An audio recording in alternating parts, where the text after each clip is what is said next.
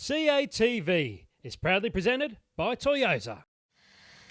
When you sign up to be a sportsman, you sign up to win and you sign up to lose. We're losing at the moment. We've done some great stuff as a team. You can't change what's happened, but you can change what's going to happen. And, we've had some fairly decent conversations over the last few days and on how we want to now try and turn things around. We owe it to ourselves, and we owe it to a lot of people who paid a lot of money to come over here and support us, especially here in Melbourne and Sydney. So, yeah, we've let a lot of people down, and we now need to turn ourselves on, and that starts today. We've obviously seen Graham Swan retire. Yep. When things go wrong like this, people look towards players' futures. And, you know, to be fair, you're the wrong side of 30. That's the phrase that gets brought up. Can you... I think I'm looking the right side of 30, thanks, Tim. You were in very determined mood and gave a great press conference before Brisbane. Has your thoughts changed at all about your own longer-term future with England because of what's happened here? I don't understand why you guys talk about everybody in the same light. I'm 33 years of age. I'm batting as well as I've ever batted. I'll retire when I can't get up to play for England. I'm good as gold at the moment. And those ambitions that you set, I mean, you're still very keen to achieve those. Yeah. The World Cup, 10,000 runs. I got to try, Tim. Yeah, definitely. Kevin, you say you're batting as well as ever, but how frustrating has it been that you've not made a significant impact on this series, and why do you think that is? Not sure why, John. I wish I could tell you why, because I'd be doing it. I've got myself in every single time. I felt like a clown in Adelaide when I hit that ball to mid-wicket off Siddle. I just didn't feel good at the crease at all. Some days you have them. But every single other time that I've batted on this trip, I felt really, really good. I mean, I've got myself in every single time I've batted. And then a couple of times I've got myself out, and a couple of times fortune didn't favour the brave. So it's just a case of making sure that I keep doing what I do because it's proved successful. And if the situation dictates a certain way that I play, I've proved over the last however many years that I'll play to the situation of the game. Why I haven't got 100? Who knows? I might get one on Thursday and we might be sitting here all nice and happy. I guess to get in and then get out makes it even more That's for annoying. you guys, yeah. It's great for you guys. I give you guys a lot of energy to give me a clout. No It'd be annoying for you as well, isn't it? Of course it annoys me, but you guys write that it doesn't annoy me, and I'm totally cool with it, man. I said after the test match, in the first one or the second one, you have good days, you take all the applaudits. You have bad days, you take the criticism. And I'm having a couple of bad days, so I'm so cool with it. Yes. Boycott says you're a mug and that you should be dropped. Do you want to respond to that?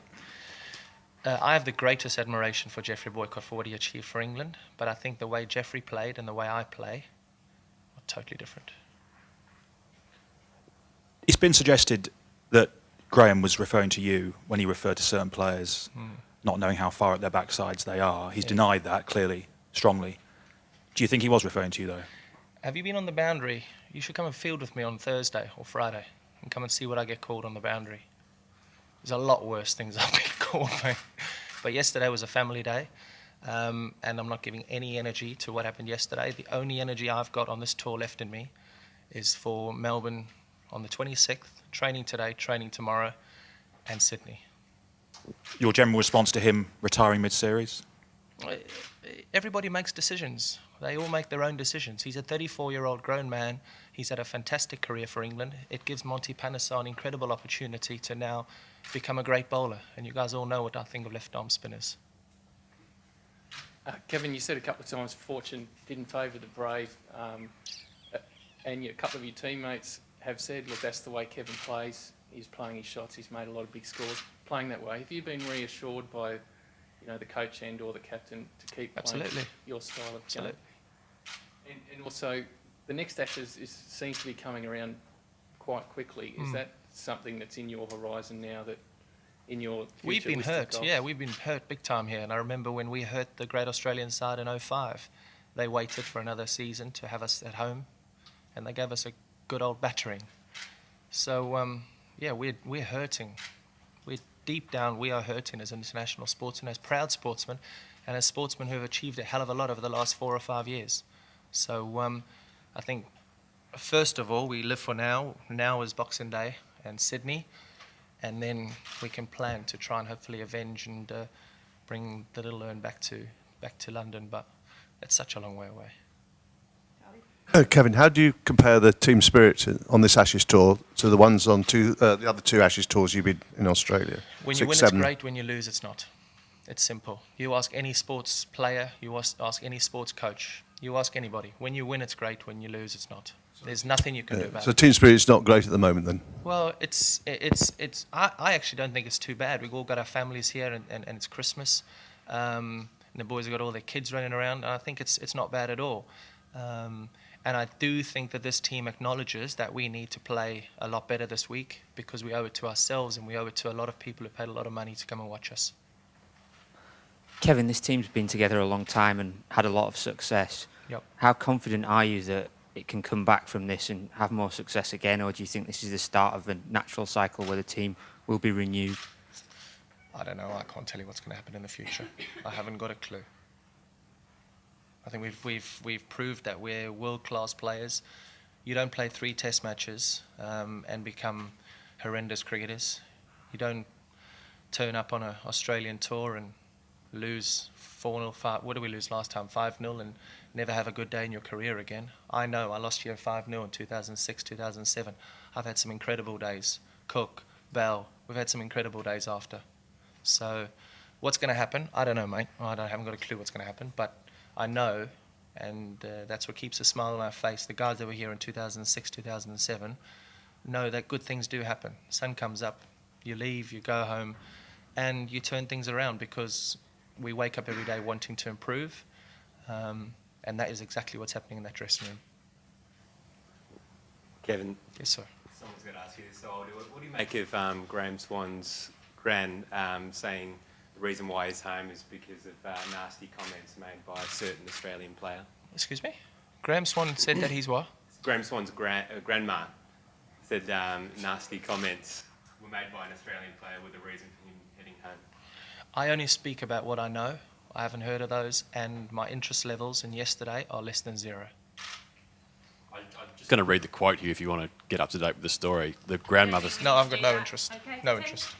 Kevin, there's a theme at the moment about pride in playing for your country, pride for playing for England. Can you sum up what that means to you, even when when times are hard? Whether there's still hunger and pride playing for England. Yeah, there's. I don't know why you have to ask me. I wake up every single day trying to improve. That dressing room, there's a bunch full of blokes in that dressing room. And the management, one of our management is now on the field there preparing a practice session, trying to get us ready to improve and trying to make us better people and better players every single day. The pride is there, the passion is there, but as Charlie says, when you lose, there's a lot of people taking pot shots at a dressing room. I've been in a dressing room where we've lost. I've been in an unsuccessful dressing room. All around the world, I've been in unsuccessful English dressing rooms.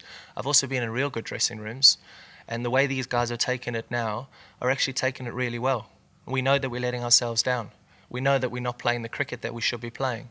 But we want to improve. And if you have a look at, if you guys came to any of our team meetings or you took a real good look into the way the boys are training, they're trying their backsides off.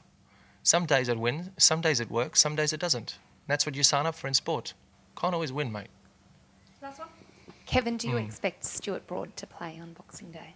If I was a medic, I'd be able to answer that question. You hopeful that he'll be out there? Absolutely, yeah. He's done well on this trip so far.